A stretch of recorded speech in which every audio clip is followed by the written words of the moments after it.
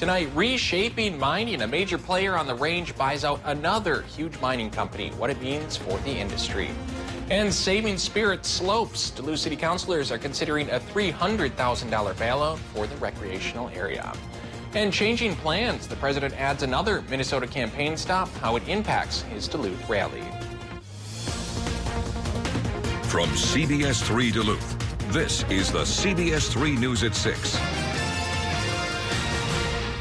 Good evening, I'm Anthony Mack. Kristen is on assignment tonight. Thanks for joining us. A major acquisition for mining company Cleveland Cliffs. This morning, the company announced it will be buying ArcelorMittal USA to the tune of $1.4 billion. Kristen Baki joins us live from one of the mines that is set to be impacted by this move. Kristen, what does this mean for these local mines around the Iron Range?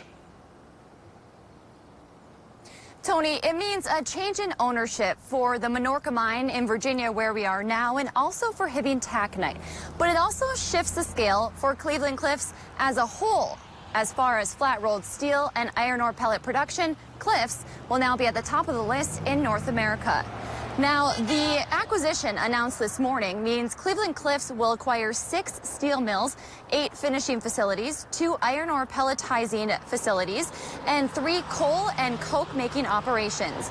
This comes just months after Cliffs acquired AK Steel, and just weeks before Cliffs' HBI facility in Toledo, Ohio, is set to begin production. Cliffs president and CEO Lorenzo Gonsalves said this move sets the company up to be completely self-sufficient in the steel-making process. Encompassing all areas of the steel supply chain provides us with a level of operational and commercial optionality and flexibility that cannot be replicated. With this broad portfolio, we can now fully optimize our participation as an important player in the American market.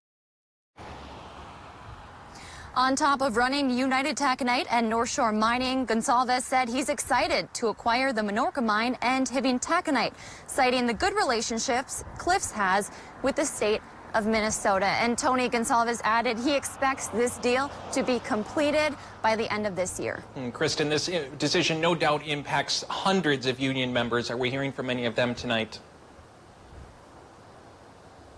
We did hear from the union president here at the Minorca mine. He spoke to me briefly on the phone this afternoon.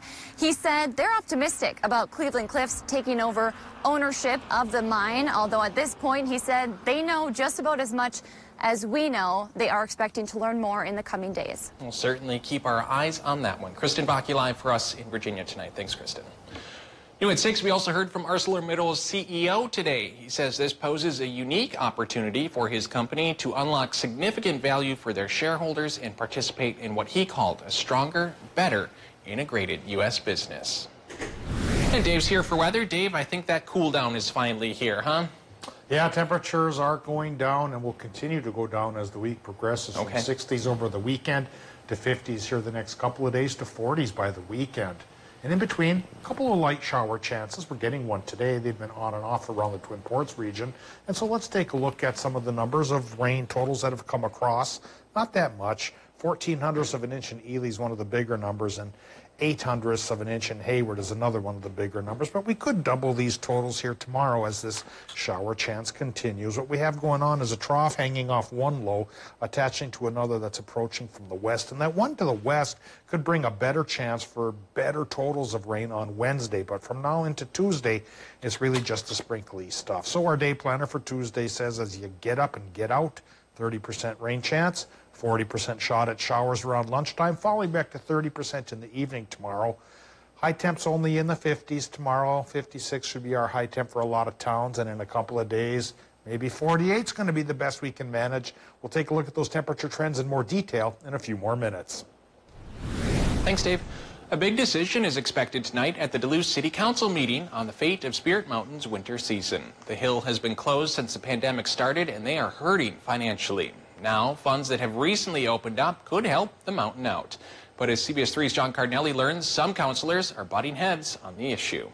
Spirit Mountain has been closed all summer and has not been able to capitalize on their biking trail or adventure park due to the pandemic, leaving the hill in a tough situation as they weigh out whether or not they should open up come wintertime. And city leaders say it's just not possible without extra financial help. At tonight's meeting, the Duluth City Council is expected to vote on whether or not they will allocate roughly $300,000 to Spirit Mountain to help them open up this winter. That money was originally intended for a nearby project in the St. Louis River watershed, but after getting community input, City Councilor Eric Forsman said they decided against spending it there right now. Now the city has that $300,000 left in an account that can only be spent on a project in the western corridor of the city. So Spirit Mountain could be the next beneficiary. Should Spirit Mountain receive the money, the hill will have enough finances to open back up, something Councilor Eric Forsman thinks is necessary since the hill has a huge economic impact on the area. It's evident the economic impact of Spirit Mountain is in the millions of dollars. We don't have the exact amount because we're in the process of updating the study as part of the work of the Spirit Mountain Task Force to say this is how much Spirit Mountain actually means to our economy. But if you look at past studies, even from decades ago, it was in the millions of dollars. However, other city councilors oppose allocating the money and say giving Spirit Mountain funds has become a regular thing. I find it concerning that, we're back at this conversation again. And I know that before I was on council, there was funds allocated to Spirit Mountain in the amount of $250,000. And so when does it end? You'll remember the city gave Spirit Mountain that money after bad weather forced the cancellation of a major event last year. Another option is closing down Spirit Mountain entirely, but city administrators say that could put Duluth on the hook for about $1.5 million. The meeting will be getting started here shortly at 7 o'clock, and coming up tonight at 10, we'll give you an update on what the city council decides on. Thanks, John. We're learning President Donald Trump will make a stop in Minneapolis Wednesday, hours before visiting Duluth. The president's Twin Cities rally is set for 1:45 Wednesday afternoon. He's scheduled to speak at the Duluth airport at 8 that evening. His campaign originally shared a 5 p.m. time on Saturday. He'll be back in the Midwest with a stop in La Crosse and Green Bay. Trump has been a frequent visitor to Wisconsin, a key battleground that he won by fewer than 23,000 votes in 2016. Candidates gathered in Duluth today ahead of President Donald Trump's campaign stop this Wednesday. Mayor Emily Larson was joined by U.S. Senator Tina Smith and other DFL candidates this morning for a small campaign rally at Leif Erikson Park. Candidates spent the time reaffirming their party's commitment to everyday American and blue-collar workers. They also spent time encouraging attendees to get out and vote. Senator Smith addressed the brewing Senate battle over filling the vacant Supreme Court seat. Because this is not who we are. This is not what we want to be doing in this country. The next president of the United States, the president who is elected on November 3rd, should be the person who nominates the next Supreme Court justice, no matter what rule Mitch McConnell makes up. The DFL also used the campaign stop as an opportunity to recruit volunteers. The race for Minnesota's 8th district seat continues as Republican Pete Stauber and Democrat Quinn Nystrom battled it out this morning at their first debate. Stauber, the incumbent, is a former St. Louis County commissioner and police officer hoping to be elected to his second term. Nystrom is a Crow Wing County resident and accessible health care advocate who's made a name for herself going to bat for affordable insulin. The two candidates discussed issues like affordable childcare, mining, rural broadband access, and police reform. Now, when it comes to police reform, Nystrom said though she's not in favor of defunding police, she supports some sort of action. Meanwhile, Stauber, who has experience in law enforcement, says he has worked on a Justice Act with other lawmakers. What I'm in favor of is banning chokeholds, of ensuring that there are no-knock warrants, right, that those are banned, making sure that we're looking at funding restorative justice initiatives. We're talking about community policing, which is a philosophy that you don't police your community, you police with your community. It builds long-lasting and trusting relationships. That's exactly what I brought to the Duluth Police Department in over 2 decades. Stauber and Nystrom will debate again next week. A federal appeals court has temporarily halted a 6-day extension for counting absentee ballots in Wisconsin. The decision Sunday is a momentary victory for Republicans and President Donald Trump. In the key battleground states, as it stands in Wisconsin, ballots will now be due by 8 p.m. on Election Day. A lower court judge had sided with Democrats to extend the deadline until November 9th. Democrats wanted more time as a way to help deal with what's expected to be a historically high number of absentee ballots. Switching gears, Minnesota has now reported 2,000 deaths related to COVID-19. The state also posted its highest one-day case total so far, with 1,478 people testing positive. 10 new deaths were also reported. However, health leaders say while the death rate has slowed in recent months, cases have been increasing statewide in the last 2 weeks. Meanwhile, in Wisconsin, health officials are reporting more than 2,000 positive tests for the 4th day in a row. The state is at 1,281 deaths with no new fatalities reported on Sunday. Still to come on Live at local CBS 3, a Duluth business is starting cleanup after a car drove into it. We'll have the details after the break. Today's high was only 55 degrees, 5 degrees cooler than normal. For the next 2 days will be very similar, mid-50s, but after that, we could fall into the 40s. We'll talk about how long coming up after our break. Live, local, CBS 3 News at 6 with Kristen Baki, Anthony Matt, Kelly Hinson, and weather with meteorologist Dave Anderson on Live, local, CBS 3. The Kelly Clarkson Show, right here. Weekdays at 3 on CBS 3. Storm damage happens, and when it does, turn to Peak Construction Roofing, the Northland's storm damage experts. Peak simplifies the process for you every step of the way. We offer insurance claims assistance and free storm damage inspections. Call Peak Construction Roofing today and let us take care of you. Attention! This is an important message for anyone diagnosed with cancer after being exposed to Roundup or other weed killers. In 2015, the Internal Agency for Research on Cancer warned that overexposure to Roundup and other weed killers may increase the risk of developing non-Hodgkin lymphoma. More evidence found that Monsanto may have known that Roundup was likely linked to organ damage and cancer. This information was hidden from the public as proprietary trade secret since 1981, and Monsanto may have failed to adequately warn about the potential risk of cancer. A California jury found Monsanto's weed killer caused a groundkeeper's cancer and issued a verdict for $78 million. If you or a loved one was diagnosed with cancer after being exposed to Roundup or other weed killers, you may be entitled to significant compensation. Call the Sentinel Group now. Our network of experienced attorneys is ready to fight for you. You'll pay nothing unless there's a recovery in your favor. Please call 800-627-1826. I'm Quinn Nystrom, and I approve this message. Pete Stauber and our healthcare. It's like the fox guarding the hen house. Stauber took tens of thousands of dollars from corporate special interests, like the healthcare industry, and voted against lowering drug prices 5 times. Stauber even voted to let insurance companies sell junk plans that deny coverage for people with pre-existing conditions. We can't trust Pete Stauber to guard our healthcare. This year, more than ever, we are urging you to get your flu shot. During this pandemic, it seems there are so many things we can't do. Well, this is something we can do. Flu shots are now widely available throughout our community, including at St. Luke's and in Essentia. It takes just a few moments, and getting a flu shot protects you and those around you. Let's do everything we can to stay healthy. Let's get our flu shots. On behalf of Essentia and St. Luke's and our entire region, thank you. On the fence as to whether or not to get your flu shot this season? Ely Bloomington Community Hospital is making the decision a no-brainer with free drive-up flu shots on October 3rd and 24th from 8 a.m. to 4 p.m. It's quick, easy, and free. Do your part to keep you and your community safe from the flu with Ely Bloomington Community Hospital. Ma'am, if your son hadn't acted, 400 people would have been killed. The guy who bombed Olympic Park, he's still out there. You are dealing with an extremely ruthless man, and you need to be careful. We got another one. I don't think he's going to quit till he kills one of them. He can't survive in the woods for much longer. He's one man. Let's hunt him down. Manhunt Deadly Games. New tonight on CBS. Season 2 is The here, Kelly y'all. Clarkson Show. Weekdays at 3 on CBS 3. The Kelly Clarkson Show, right here. Weekdays at 3 on CBS 3. Now, the CBS 3 Duluth WeatherMax forecast with meteorologist Dave Anderson. With the trough of lower pressure working through the region, our sky today has gone back and forth between cloudy at one moment and sunnier at the other. Looks like right now this live look at the Ashland area shows a sunnier sky up a lot from calm conditions on Chequamegon Bay. Well, every now and then when the clouds are a little thicker, we've been getting some showers. Hasn't added up to much more than a trace today.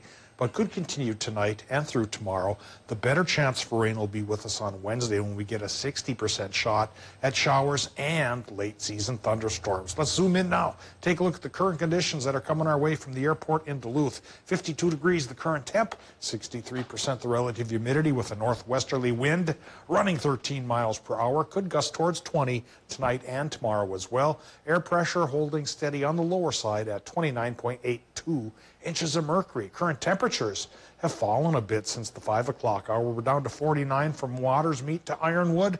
And we have 53s going from Ashland to Hayward, 50 to 55 running from Solon Springs towards Superior. And in Moose Lake area, Willow River as well, 52. Silver Bay is getting a similar reading. Vermilion range numbers are near 50. Some parts of the Mesabi range have dipped into the upper 40s, and that's running all the way towards Grand Rapids and Coleraine. 50 still the current number for International Falls. Lows tonight likely will stay in the 40s for a lot of towns here.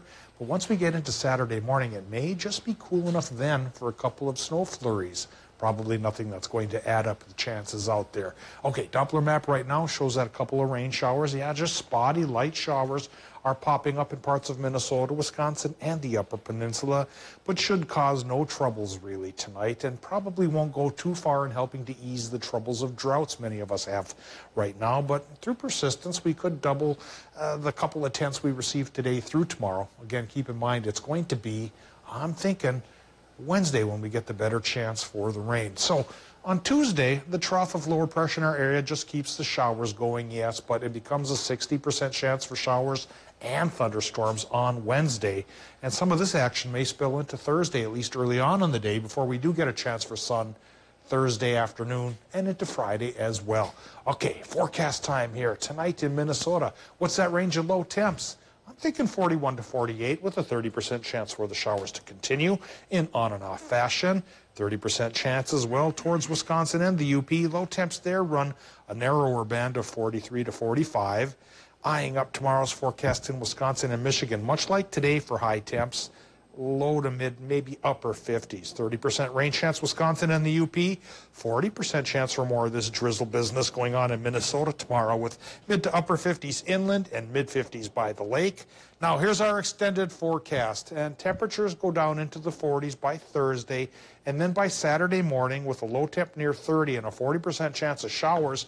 Yeah, there could be a couple of flurries, but again, snow fans, early season snowmobilers, skiers, not enough to get out and use, of course, but could spark the conversation of what type of winter is lurking ahead for us. It certainly could. Until then, I have until Thursday to wear my shorts, right? I try and wear them till about 50 degrees. Once it gets colder than that, they go away. Okay, Tony, fair enough. All right, thanks, Dave. A shop in downtown Duluth is starting cleanup after being rammed by a car this morning. According to police, a 53-year-old man was driving down 2nd Avenue West near 3rd Street around 7:30 this morning when his brakes went out. In order to stop, he veered left onto 1st Street, ultimately crashing into the workshop area of Reimagined by T. Underwood. Owner Tammy Clore tells us her 2 kids are usually being homeschooled in that space, so she's thankful nobody was inside at the time. I kind of wasn't expecting to see what I saw when I got here, but I mean, I'm just glad he's okay. I'm glad none of us were here, so it could have been much worse. We'll weather through. Clore tells us she does have insurance and they hope to put a partition up once the building is stabilized and secure. As for the driver, he sustained non-life-threatening injuries. New details in the Jacob Blake shooting case that sparked protests across the nation. The lawyer for the Kenosha police officer who shot Blake 7 times in the back says the officer told investigators he thought Blake was trying to abduct one of his own children. The attorney told CNN that the officer also said Blake was holding a knife as he leaned into the SUV and that he opened fire because Blake, quote, twisted his body toward him. The Kenosha News report that Blake's uncle said Saturday that claim Blake was trying to kidnap his own children is, quote, gaslighting and outright lies. Coming up in sports, can you say division champs? I can. More from the Twins ahead of the wild card round. There it is. Kelly's in with sports next.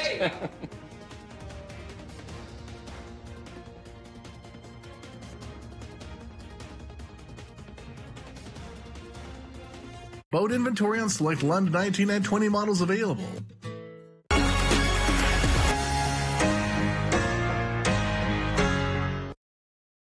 CBS3 live cams are brought to you by Kohler Chevrolet Buick GMC Cadillac. You're not just getting a car, you're getting Kohler.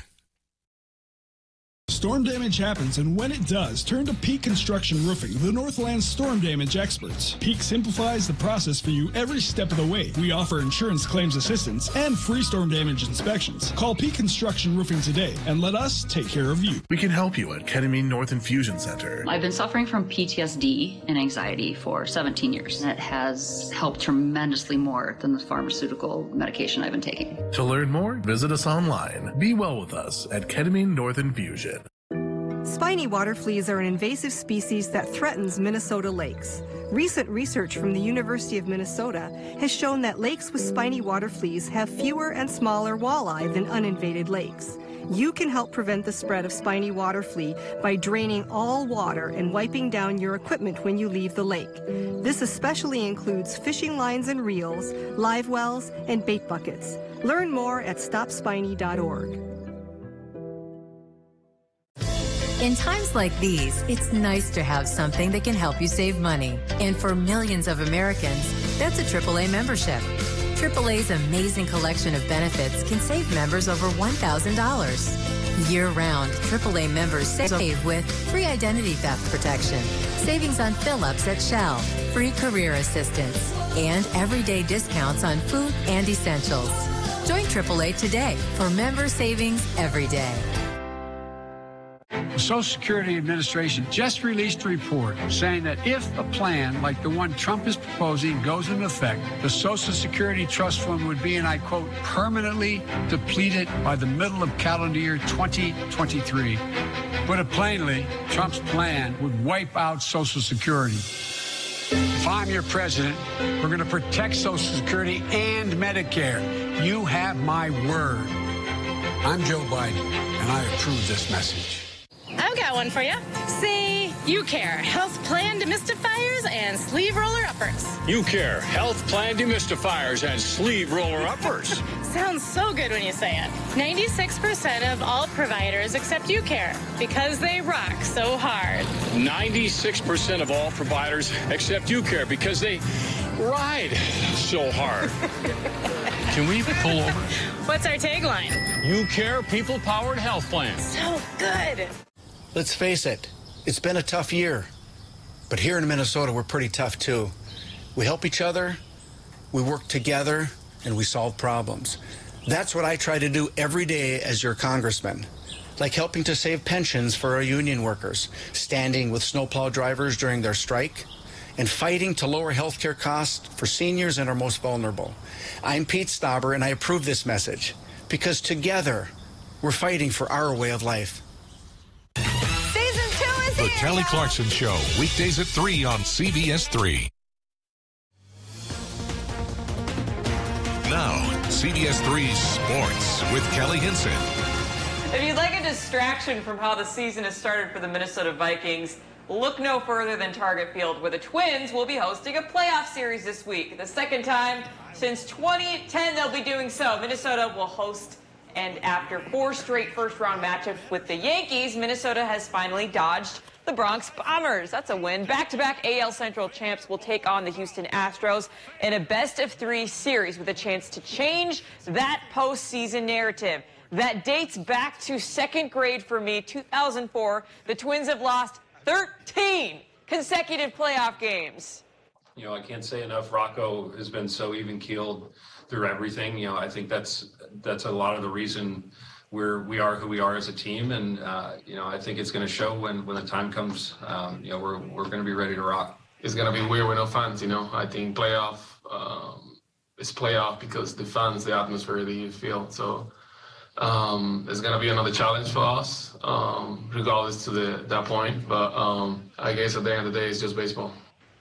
Meanwhile, the Brewers backed their way into the playoffs as the 8th seed in the National League. They got a lot of help with the Phillies losing 7 of their last 8 games and the Giants losing their last 3 straight. But at this point, it doesn't matter how they're in, and they have the Dodgers up next in the wild card round. We're in the playoffs. That's how you see it. There's no reason to apologize for getting into playoffs. We beat the other teams and got the 8 spot, so we're in. And so we got a chance to win the World Series still. It's fitting for 2020 and everything that we went through, but, it felt just as good as past years. This year is a unique one. There's so many challenges you had to deal with on a daily basis. It wasn't pretty the whole way. It wasn't pretty. We took a beating sometimes, had the up and downs, and we were able to find a way and sneak in. And for 4 quarters of play, Aaron Rodgers and Drew Brees engaged in a shotgun match of sorts on Sunday Night Football. In the end, it was Green Bay that came out on top, improving to 3-0 on this season. Aaron Rodgers aired it out 21 times successfully last night, throwing for 3 touchdowns and 283 yards. Anytime you're playing, a Drew Brees team, you got to score. He's such a dynamic player. The 2 times we played here before, felt like they put up 50 both times. I know they put up 52 in one of them. Certainly, you'd love to put up those types of numbers every week. I know this is the National Football League, and it's not always that easy. There's a lot of things that happen. The big emphasis going into this season was our 3rd down conversions, and we've been so much better on 3rd down. That's a credit to all our guys. No Devontae Adams, no problem. Alan Lazard, the second-year receiver, filled the shoes of the Pro Bowler. Adams just fine, 6 catches for 146 yards and a touchdown.